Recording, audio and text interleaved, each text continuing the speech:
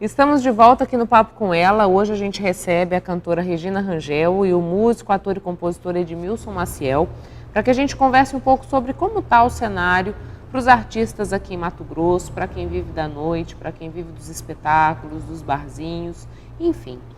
A gente falou um pouquinho no primeiro bloco como está sendo esse momento, a dificuldade que a classe vem vivenciando por conta da pandemia. Quais são as perspectivas? O que você acha disso, Regina? Quanto tempo demora para normalizar esse cenário? Ainda vai muito tempo? Olha, eu não tenho nem ideia, né? Eu acho assim que numa perspectiva muito empolgativa, né? Nas melhores das condições, eu acho que lá para janeiro, eu creio, né? Mas eu acho também assim, para quem vive mesmo na noite, da tocata, no barzinho, eu acredito que vão ter muitas casas aí que não vão aguentar, né? Esse isolamento, esse fechamento daqui até lá. E o cenário eu acho que é assustador, sabe? Eu acho que nem dá para prever nada, mas eu creio assim que lá para janeiro, assim, a gente torce, né, que... E vamos já estar perdendo o final do ano, né, Edmilson? Já foi. 2020 é um ano perdido. Perdido, né? Porque a gente toca no Carnaval, a gente toca no Réveillon, né? De junho para frente, pelo menos para mim, as festas melhoram, né? Eu toco mais, tal. Os eventos, a gente não tem perspectiva. Edmilson, qual é a análise que você faz aí do contexto? Olha, eu sou um otimista por natureza, né? Eu consigo, assim... sabe aquelas parábolas de cada pedra que você vai tropeçando, você junta e faz sua casa, constrói seu castelo, do limão faz a limonada. Eu sou muito assim. Eu já caí muitas vezes, levantei muitas vezes. Regina me conhece muito bem, de uma longa data, né? Eu tenho duas perspectivas, essa da Regina, porque nós somos o último mesmo a voltar ao trabalho, né? Mas eu sou muito antenado, eu escuto muito jornalismo, eu leio bastante, pesquiso, eu gosto muito de pesquisa e tal, e eu estou acreditando que antes de setembro nós teremos aí se não a vacina, mas nós vamos ter um antídoto aí que vai frear o avanço disso. Aí não justifica fechar. E você observa hoje, as igrejas já estão trabalhando com X%. Pô, se a igreja pode X%, por que um bar que cabe 100 pessoas sentadas, por que não pode trabalhar com 50? Entendeu? Então, acho que vai começar a haver alternativa, porque precisa disso, né? Nem todo mundo é Regina, nem todo mundo é Edmilson, eu estou me virando, entendeu? Eu tenho meus outras, e tudo ligado à cultura, né? A minha vida é ligada à cultura. Então, para aquelas pessoas que não têm alternativa nenhuma, e vai fazer o quê? Roubar? Não vai. O artista tem uma alma muito pura, né, nesse sentido, né? Então, passar fome, ver seu filho passar fome, é lastimável. Essa imagem imaginada aqui 2, 3 meses, não entrar R$1 na conta de alguém, é um troço desastroso, não dá para imaginar. Então, alguma coisa vai ter que ser feito.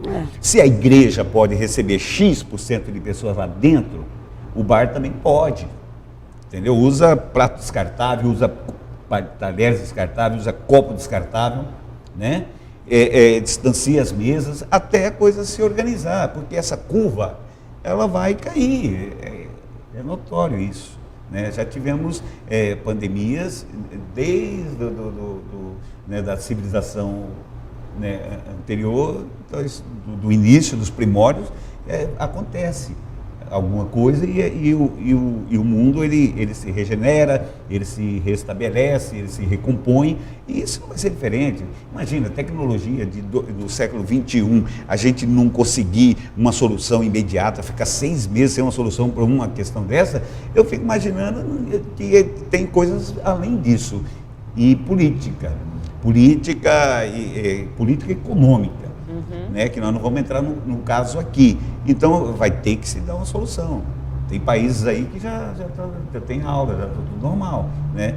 E nós aqui, pô, pega o resultado que deu lá e traz para cá. Mas lá não sei o quê. Mas aqui nós temos o privilégio de sermos um país tropical com a temperatura altíssima, onde esse vírus não tem a mesma eficácia que tem na Itália, que tem na Rússia ou qualquer outro país. Então, eu acho que tem muita coisa por trás dessa cortina que vai ter que ser desvendada agora. E eu creio, eu acredito muito que nós vamos fazer o Réveillon sim. Deus queira. Mas assim, só uma observação, assim. O cenário, pelo menos musical, vou falar por mim, né? Musical. Aqui em Cuiabá, ele já, antes da pandemia, ele já vinha bem capenga. Era isso que eu queria perguntar. Entendeu? Como O que acontece? Né? Quem me conhece sabe muito bem que eu, há muito tempo, há muitos anos, eu passei quase a minha vida inteira como cantora sem viver de barzinho, de tocata na noite. Primeiro que comecei em barzinho, mas depois montei um trabalho, trabalhei com o Júlio Coutinho por 20 anos e a gente só atuava em festa. Daí pra frente, que a gente parou de trabalhar junto, eu voltei a fazer barzinho, uma ali, outra aqui. E continuei a fazer alguns eventos e também promover os meus eventos, né? Mas aquele operário da noite que toca em barzinho, eu peço desculpas, né, a algumas pessoas, mas tem assim, o barzinho que tem 70 pagantes numa sexta-feira, ele te procura para tocar, e ele te oferece o couvert artístico. Hoje, antes da pandemia, em torno de R$10 o couvert. Estou errada? Essa é a média, tem lugar que é um pouco mais. Aí você vai pelo couvert, pela portaria, e você se compromete, faz o compromisso de levar o teu público. Mas veja bem, o público que vai te ver na sexta, você não tem tantos amigos assim que vai te prestigiar também no sábado, cantando em outro barzinho nessa mesma condição. O bar que tem um público já cativo, que coloca lá 400 pessoas, 300 pessoas no seu bar, ele não repassa esse couvert para o músico integral. E ele também não emprega este músico de carteira assinada. Alguns, não vou citar nome aqui, a gente sabe quem são. Então, esses 5% que tem carteira assinada. Então, assim, o operário, aquele músico que vive da noite, o cenário era esse. Já era complicado. Já era complicado. Aí, se você faz um projeto cultural para apresentar-se num teatro, para fazer um CD autoral, um tributo, aí você já entra ali, né, na Secretaria de Cultura, com os projetos sociais. Eu tenho muito tempo que não mexo com isso, não posso falar, já dei opinião há alguns anos atrás, quando eu frequentava mais e estava mais a par disso. Hoje não sei como está. Mas eu creio que também não seja fácil.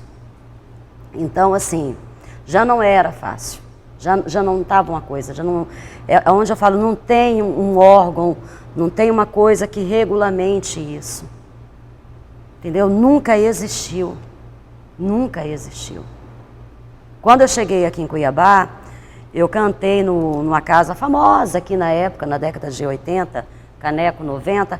Lá a gente recebia um cachê legal por noite. Nós não tínhamos carteira assinada, mas a gente trabalhava fixo a semana inteira nesse bar. Era uma banda formada, trabalhava a semana inteira e ganhava o cachê diário. A gente tinha uma folga na semana. Naquela época, músico não se cobrava couvert artístico. Nem cobrar couvert artístico não cobrava. Couvert artístico veio depois de muitos anos. E o dono da casa pagava. E o músico era músico empregado ali da casa. No máximo ele teria um contrato para estar na casa. Mas tinha um trabalho fixo. Hoje não. Hoje você canta sexta aqui nesse barzinho X, no sábado você canta no outro, aí vem o próximo final de semana, já é outro que está cantando naquele que você cantou sexta, o outro cantando, e às vezes você está em casa, desempregado, sem trabalhar no final de semana.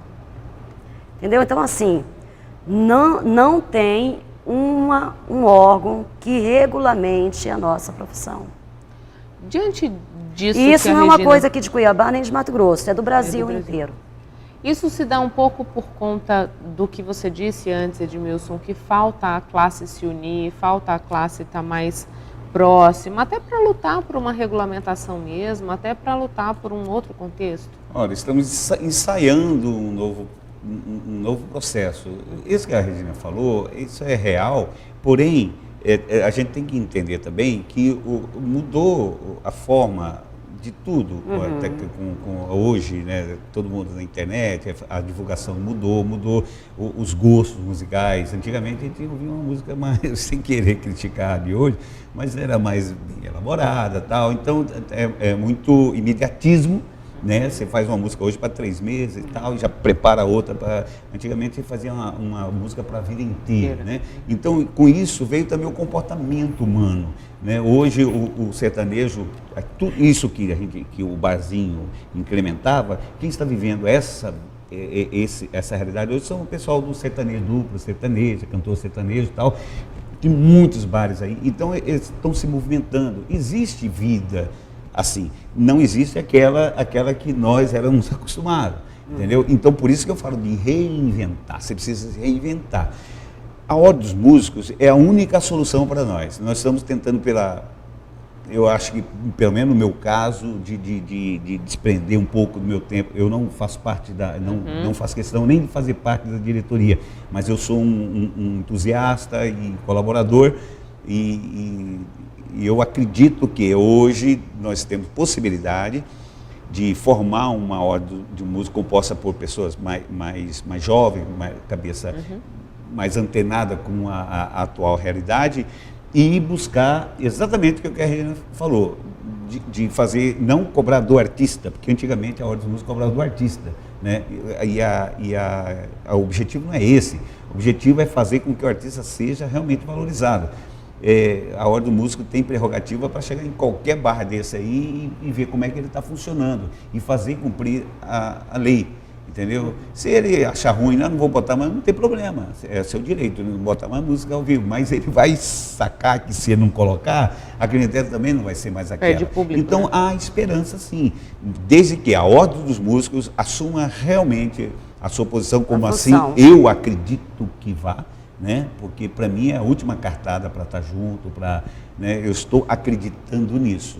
Então talvez isso seja uma solução, um caminho para isso. Agora precisa de você, Regina, precisa desse pessoal maduro, né? que dê opinião, que dê solução, porque criticar é muito fácil, né? A gente só cobrar, aí ninguém dá uma sugestão, por mais que ela não venha a ser atendida, mas a gente precisa ouvir todo mundo, a experiência de todo mundo, a sua principalmente, que é uma pessoa muito conhecida no meio artístico e respeitada, então uma opinião sua ajuda muito. Então eu acredito sim.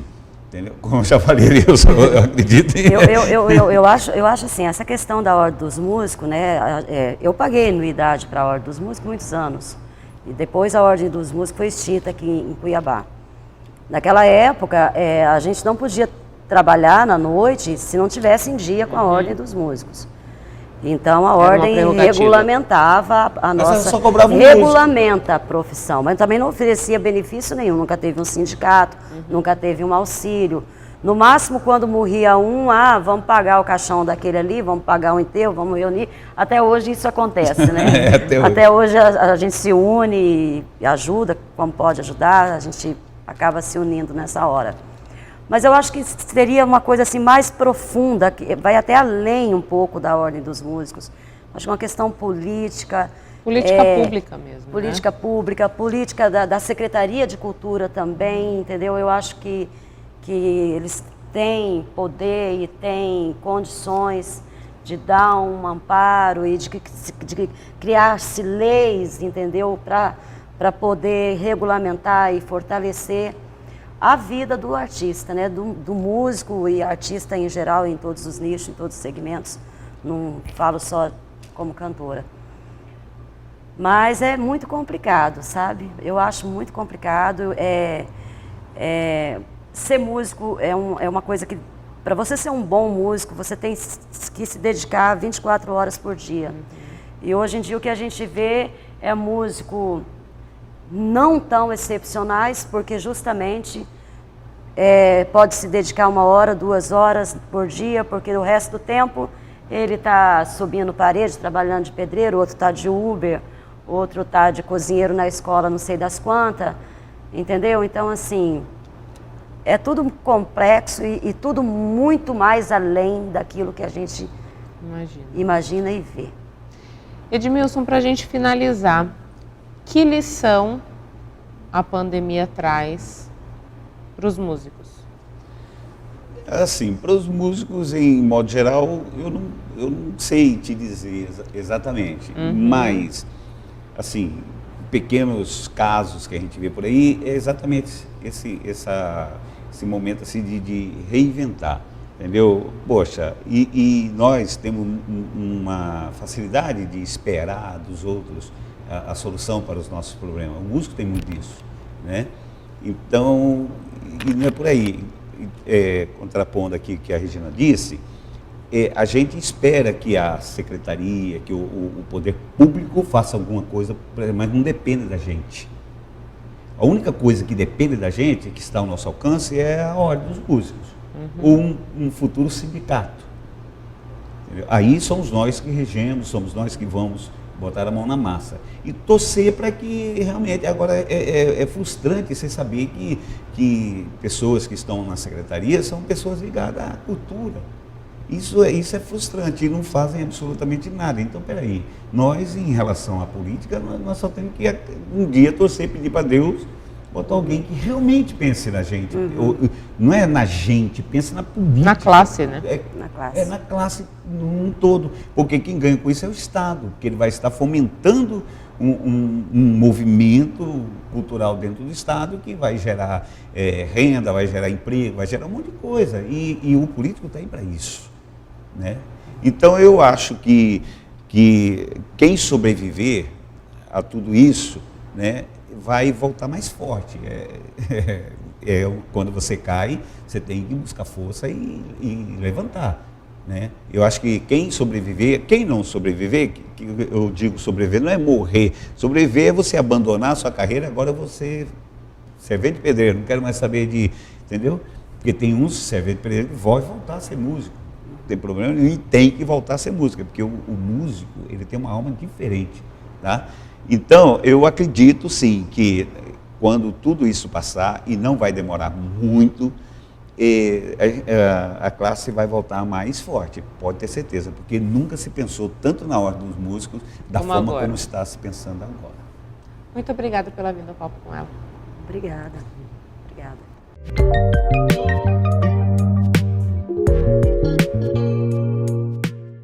Vestida de Preto e Outras Crônicas é um livro sobre andanças e observações.